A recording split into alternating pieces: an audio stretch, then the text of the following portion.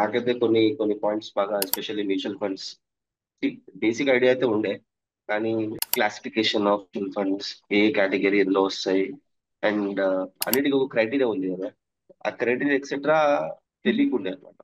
What is large cap లో, mid cap లో, small cap లో, నిఫ్టీ 50 ఇవన్నీ అని చెప్పేసి ఇవన్నీ విన్నాం. కానీ అంటే ఎక్కడ చూసినా సరే మీకు ఇప్పుడు ఫర్ ఎగ్జాంపుల్ ఫోన్ ఓపెన్ చేయగానే క్రోమ్ వస్తుంది. క్రోమ్ రాగానే నిఫ్టీ ఒకసారి సెట్ చేసినా కదా మనకు వస్తుంది అక్కడ నిఫ్టీ ఇది ఉందని ఎస్. చెప్పేసి. So we see those, but ఏంటిది వాట్ ఈస్ ఇట్ అని చెప్పేసి క్లారిటీ లేకుండే. సో ఇప్పుడు బేసిక్ ఒక క్లారిటీ వచ్చింది. రెండు మూడు సార్లు ఇంకోసారి వీడియో చేస్తే I think we would have better clarity, right? So financially కూడా ఐఎమ్ ఎట్లా ఉందంటే, నేను ఒక 7 years పనిచేస్తున్నాను. కార్ ఉంది, కార్ తీసుకుంటే అంటే అవన్నీ నేను పెట్టుకున్న గోల్స్ అనమాట అప్పుడు. And I got married very early.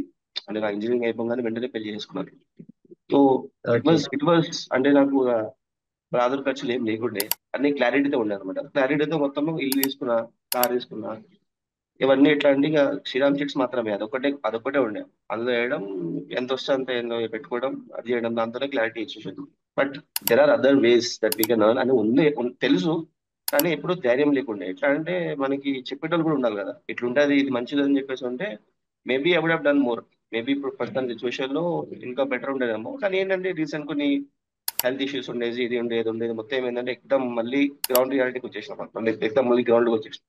నా సిచ్యువేషన్ ఎట్లా అంటే okay. Mouth to mouth situation లో ఉంది. సో ఐ థాట్ ఓకే, వెళ్ళేసి మళ్ళీ కింద పడిపోయినాం అంటే క్లారిటీ లేకుండానే కింద వచ్చినాం. అది if someone is helping us definitely మనకి కొంచెం క్లారిటీ ఉంటుంది అని చెప్పేసి నాకు అర్థమై దాని తర్వాత then I took this membership and all. So but again this is definitely enlightening.